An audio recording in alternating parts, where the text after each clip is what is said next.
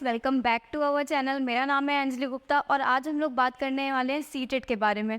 तो सीटेट का जो आपका अभी एग्ज़ाम होने वाला है अगस्त में, तो आपको इसमें बहुत कम टाइम बचा हुआ है। तो आप 10 दिन में इसकी कैसे प्रिपरेशन कर सकते हैं और सभी लोग आराम से इसमें अच्छे नंबर इसमें ला सकते हैं, ठीक है।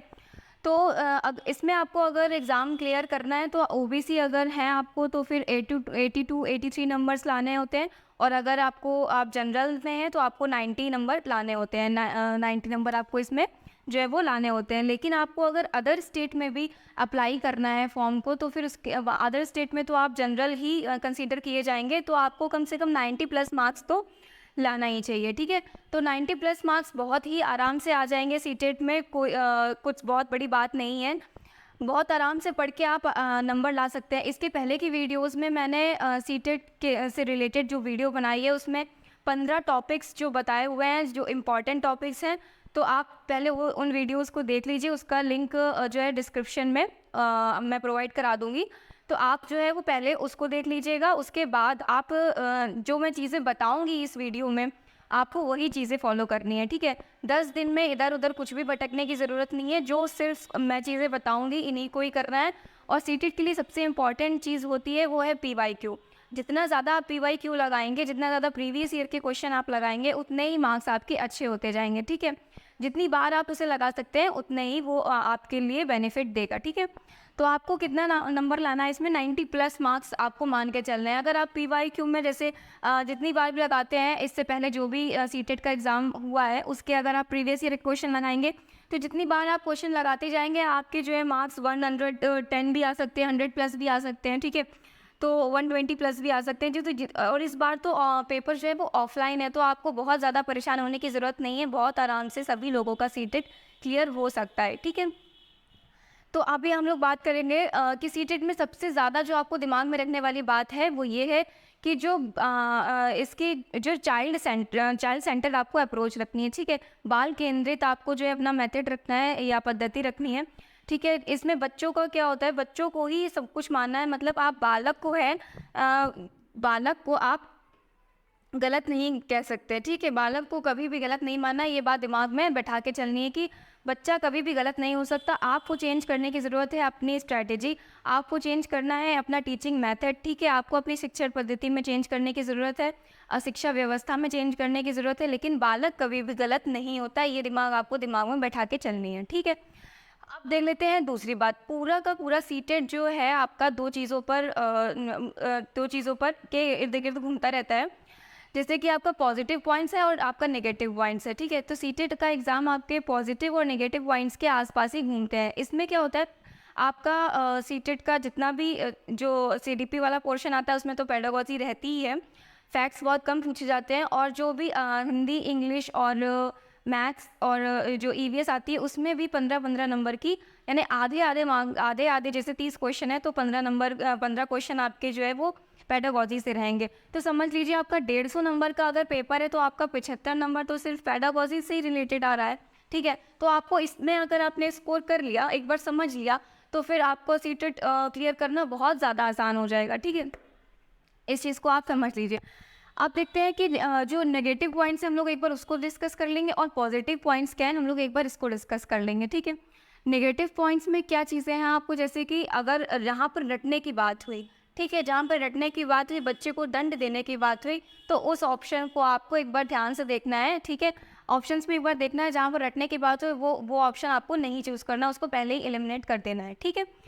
फिर उसके बाद जहाँ अलगाव या विद्यार्थियों की योग्यता के आधार पर ग्रुपिंग की बात की जाए, यानी कि अच्छे बच्चों का ग्रुप अलग बना दिया जाए और जो थोड़े से एवरेज बच्चे हैं या बिलो एवरेज बच्चे हैं उनको अलग से ग्रुप बना दिया जाए, तो ऐसा बिल्कुल नहीं करना है, ठीक है। इसको जब आप ऑप्शन में देखेंगे तो इसको आपको अप्लाई नहीं करना है, ठीक है। तो आप इसको पहले से ही देख लेंगे और उन ऑप्शंस को पहले से ही एलिमिनेट कर देंगे, ठीक। फिर सिलेबस जहाँ पूरा कराने पर जोर दिया जा रहा हो कि सिलेबस कंप्लीट कराना है फटाफट से, बाकी चीज़ों बच्चे को आ रहा है या नहीं आ रहा है इस पर ध्यान नहीं देना है, सिर्फ सिलेबस कंप्लीट कराने पे जोर देना है, तो ये आपका नेगेटिव पॉइंट है, ठीक। फिर देखते हैं आपका व्याख्यान विधि। जहाँ पर भी आपकी व्याख्यान विधि की बात आ जाए वहाँ आपको वो ऑप्शन आपको बिल्कुल भी उस ऑप्शन पे नहीं जाना है, उसको पहले ही नेगलेक्ट कर देना है, ठीक है। क्योंकि व्याख्यान विधि की बात हम लोग बच्चों में नहीं करते, क्योंकि ये बच्चे इसमें एक्टिव नहीं हैं और हमें क्या करानी है, एक्टिव लर्निंग करानी है बच्चों को, ठीक है। इसमें बच्चे एक्टिव नहीं रहेंगे तो फिर लर्निंग कैसे वो कर सकते हैं, नहीं सीख सकते हैं ना। लर्निंग बाय डूइंग पे ज़्यादा जोर दिया जाता है, करके सीखने पर ज़्यादा जोर दिया जाता है, ठीक है। फिर हम बात करते हैं जेंडर बाइसनेस की। अब जहाँ पर आपको जेंडर के बेस पे अलगाव दिखाया जाए, या लड़की ये काम कर सकती है, या लड़कियां मैथ नहीं पढ़ सकती, लड़के मैथ पढ़ सकते हैं, या फिर इस तरह की लड़कियां घर का काम कर सकती हैं और लड़के घर का काम नहीं करेंगे, इस तरह की अगर चीज़ें दिखाई जा रही है तो वो आपको ऑप्शन नहीं चूज़ करना है, ठीक। ये हो गई जेंडर वाइज की बात। अब देखते हैं अंक या ग्रेड या केवल परीक्षा पास करने की जब बात आएगी। अच्छा, यहाँ जो केवल वर्ड है ये अधिकतर क्या होता है, मोस्टली चीज़ों में केवल जो वर्ड होता है हमारा वो निगेटिव सेंस में होता है, ठीक है। जो हमारा केवल वर्ड होता है वो नेगेटिव सेंस में ही यूज़ होता है अधिकतर, ठीक है। तो जहाँ अंक देने की बात हो, ग्रेड देने की बात हो और केवल परीक्षा पास करने की बात हो, तो वो ऑप्शन आपका क्या रहेगा, निगेटिव रहेगा। अब बात कर लेते हैं विद्यार्थी को दोषी ठहराना। विद्यार्थी को हमें दोषी नहीं ठहराना है। अगर विद्यार्थी में कमी आ रही है या उसको कोई चीज़ समझने में प्रॉब्लम आ रही है तो फिर आपको अपने मेथड चेंज करने की ज़रूरत है। बच्चों में कमी नहीं होती है, आपको बच्चे के हिसाब से उस लेवल तक जाके उसको समझाना है, ठीक। फिर हम देखते हैं अनुत्तीर्ण और उसी कक्षा में रोकने की बात की जाए या फिर फेल करने की बात की जाए। विद्यार्थी को अनुत्तीर्ण नहीं करना है, इसमें अनुत्तीर्ण आपको बच्चे को फेल नहीं करना है ना। तो इसमें फेल करने की बात, जहाँ पर भी आपको फेल करने की बात की जाए वो चीज़ आपको वहाँ पे आपको उस ऑप्शन पे आपको नहीं जाना है, क्योंकि हमें फेल करने की जो पद्धति इसमें शिक्षण में बात नहीं की गई है बच्चे को, ठीक है। आपको फेल नहीं करना है बच्चे को, ठीक। आप उसे सिखा सकते हैं या उसे एक्स्ट्रा क्लास दे सकते हैं या उसके साथ मतलब एक्स्ट्रा टाइम दे के उसको जो है एग्ज़ाम में पास करा सकते हैं, री एग्ज़ाम करा सकते हैं, लेकिन उसको फेल नहीं करना है। तो ये कुछ नेगेटिव पॉइंट्स हैं जिनको आपको बहुत ज़्यादा ध्यान में रखना है।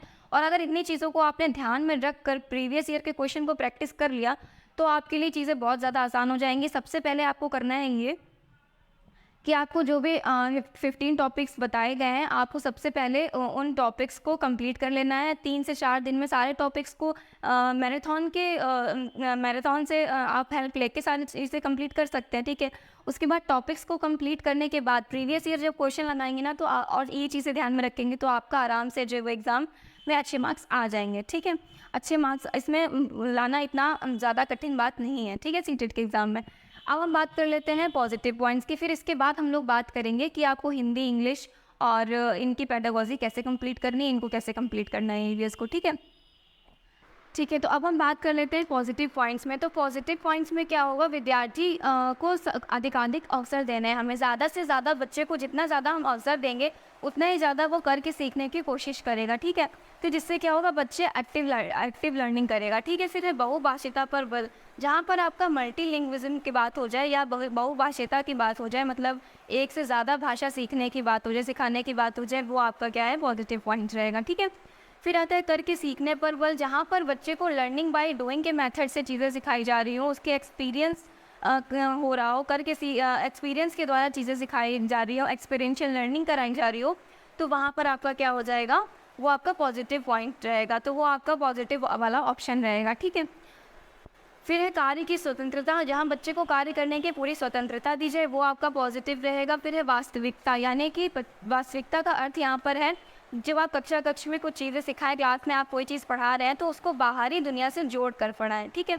तो तब वो आपका वो है पॉजिटिव पॉइंट बनेगा, जब आप चीज़ों को बाहरी दुनिया से जोड़ के पढ़ाएंगे। कोई भी चीज़ आप अगर पढ़ा रहे हैं तो वो बाहर के चीज़ों को जो उनके आसपास वो देख रहे हैं उनसे जोड़कर अगर चीज़ें बता रहे हैं तो वो आपका पॉजिटिव पॉइंट होता है। फिर है सृजनात्मकता।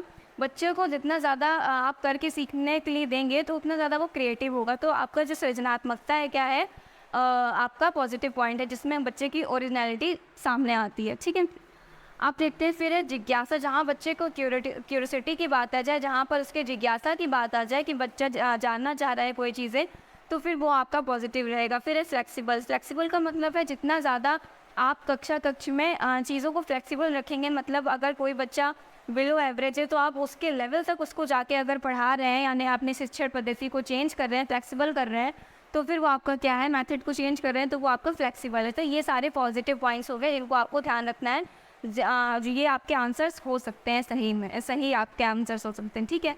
फिर हम बात कर लेते हैं पॉजिटिव और नेगेटिव, जहाँ पर दोनों की बात हो रही, और इन दोनों जो हो सकते हैं वो कौन से वर्ड्स हैं, प्रोत्साहित और हतोत्साहित। मतलब प्रोत्साहित का यहाँ पर, ये प्रोत्साहित और हतोत्साहित दोनों जो है वो पॉजिटिव और नेगेटिव दोनों का रोल प्ले कर सकते हैं।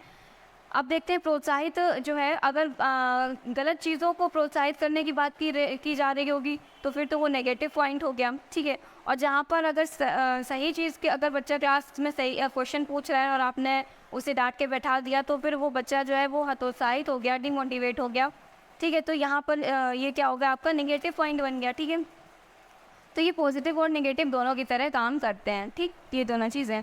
अब हम बात कर लेते हैं आपकी हिंदी और इंग्लिश की। हिंदी और इंग्लिश में क्या करना है, आपका जो हिंदी रहेगा, ठीक है, हिंदी आपका इसमें क्या रहेगा, 20 नंबर की हिंदी रहेगी। इसमें 15 नंबर का आपका फैक्ट पूछा जाएगा और 15 नंबर का आपका जो है वो पेडागोजी रहेगा। पेडागोजी के लिए आपको कुछ नहीं करना है, सीधा हिंदी जो आपकी बेसिक वाली रहती है, आपको क्रिया विशेषण या क्रिया संज्ञा सर्वनाम, ये सारी चीज़ें आपको एक बार कंप्लीट कर लेंगे, देख लेंगे ग्रामर। और उसके बाद जो है वो पेडागोजी के लिए आपको क्या करना है, एक बार कोई सी भी मैराथन देख लीजिए, उसके बाद पेडागोजी आपकी वहाँ से कंप्लीट हो जाएगी। उसके 3 से 4 दिन में आपको ये सारे काम करके जो उसको नोट कर लेना है और उसके बाद रिवीजन करते रहना है उसी का बार बार, और प्रीवियस ईयर के क्वेश्चन जो है वो ज़्यादा ध्यान में रख के बनाने हैं, ठीक है।